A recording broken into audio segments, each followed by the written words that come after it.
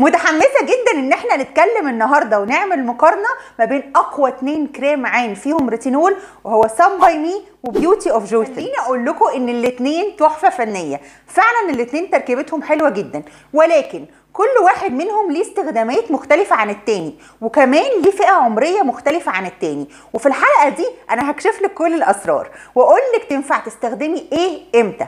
يعني لو أنت بتعاني من تجاعيد، لو أنت بتعاني من هالات، لو أنت بتعاني من أي نوع الهالات بقى، تصبغية أو أوعية دموية، بتعاني من الانتفاخات، هقول لك مين أحسن لكل حاجة. وآخر الفيديو هعمل لكم مقارنة تحفة، فأوعوا تروحوا في أي حتة. واللي لسه مش عارفني، أنا دكتور نادية، اعملوا لي سبسكرايب ويلا نبدأ الحلقة. واول كريم معانا في الحلقه هو من شركه الكوريه الرائده سان باي مي، اسمه سان باي مي ريتينول انتنس تريبل اكشن اي كريم.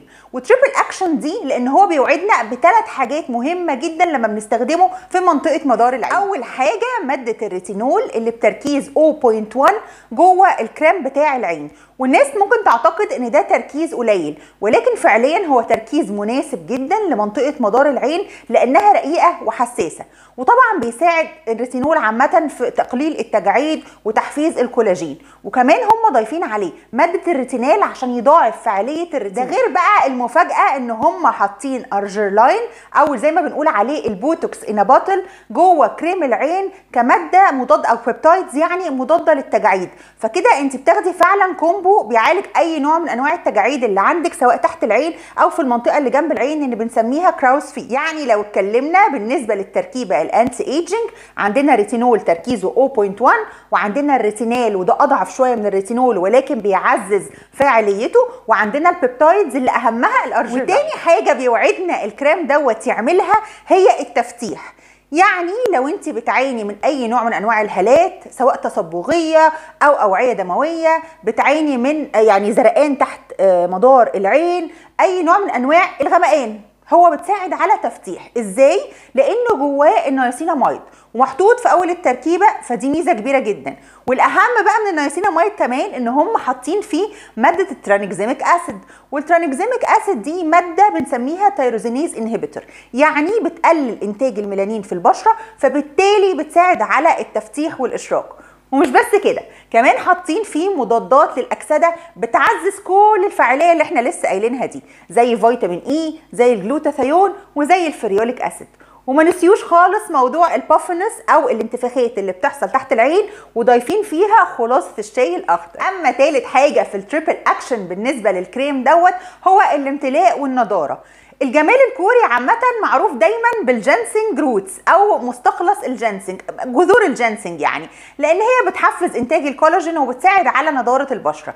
ففي الكريم دوت فيه جنسنج روت اكستراكت، وكمان حاطين صوديوم هيالورونيت او احسن فورمه بالنسبه للهيالورونيك اسيد في الامتصاص عشان يدي امتلاء كده في شكل العين. والاهم بقى لو انت فعلا ما بتستخدميش ريتينول كتير، هم حاطين خلاصه ماده السنتيلا اثياتيكا اللي احنا عارفين انها فعلا بتقلل اي التهاب في البشره، وكمان بتعمل على ترميم حاجز البشره. فكده يبقى انت خدتي من الكريم دوت 3 حاجات: انتي ايجينج مضاد للتجاعيد، تاني حاجه التفتيح في اي نوع من انواع الهالات، وتالت حاجه هي النضاره والامتلاء. وسيبكم بقى من التركيبه الخطيره اللي انا عماله اشكر فيها دي، خليني اقول لكم ان في حاجه احلى واحلى، وهي التكنولوجيا اللي معمول بيها الكريم ده. اصلا تكنولوجيا واخده براءه اختراع اسمها الاستيك لايبوزومال تكنولوجي، ودي عباره عن ان الماده الفعاله بتمتص بشكل اعمق جوه طبقات الجلد، وده طبعا بيخلي فعاليه المنتج هايله جدا.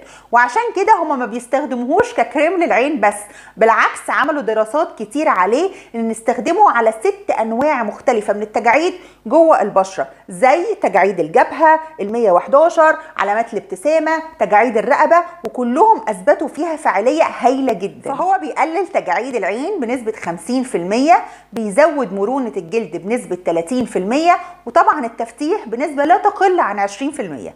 وخليني اقول لك ان هو مناسب لكل انواع البشره، يعني اي حد يقدر يستخدمه، ولكن ليه طريقه استخدام معينه، خصوصا لو انت اول مره تستخدمي ريتينول في مدار عينك عشان ما يعملكيش اي مشاكل. فاحنا بنستخدمه مره واحده بس يوميا لمده 10 ايام، وبعدين بنبدا نستخدمه يعني بالتدريج مرتين لمده شهرين، وبتشوفي فعلا نتائج ملحوظه بعد 6 اسابيع او بعد شهرين من الاستخدام المتواصل. ونيجي بقى للوحش التاني في قصة التجاعيد الخاصة بمدار العين اللي جواه ريتينول، او خلينا نقول جواه ريتينال، وهو بيوتي اوف جوثن ريفايف اي سيرم. خدتوا بالكم ان من اسمه مش اي كريم، هو اي سيرم، بمعنى ان قوامه اخف كتير من سان باي مي، ودي ميزة هنقولها لما نيجي نشرح مع بعض التركيبة. اما بقى عن مكوناته، فاهم مكون فيه هو ان جواه 2% لايبوزومال ريتينال وليس ريتينول. طب ايه الفرق ما بينهم؟ هقول لكم كده باختصار ان الريتينول لازم يتحول لماده اسمها الريتينال، وبعدين يتحول الريتينال ده لريتينويك اسيد عشان يبدا يشتغل في البشره، فبالتالي الريتينال دي خطوه في النص وبتكون اخف على البشره كتير لو انت اول مره تستخدمي ريتينول، فما يحصلكيش منها اي نوع من الالتهاب او التهيج في مدار عينك خالص لما تيجي تستخدميها. اما عن اللايبوزومال تكنولوجي فاللي احنا شرحناها في سان باي مي، ان المنتج بيخرج حبه حبه كده بالراحه من الكريم للجلد عشان امتصاصه يكون كويس، وطبعا يكون فعال جدا في علاج التجاعيد. وتاني حاجه بيوعدنا بيها كريم بيوتي اوف جوثن هي المرونه حوالين منطقه مدار العين، وطبعا دوت بعد تخفيف مظهر التجاعيد بيخلي عينك شكلها صغير جدا، لان جواه 10% جانسنج روت اكستراكت.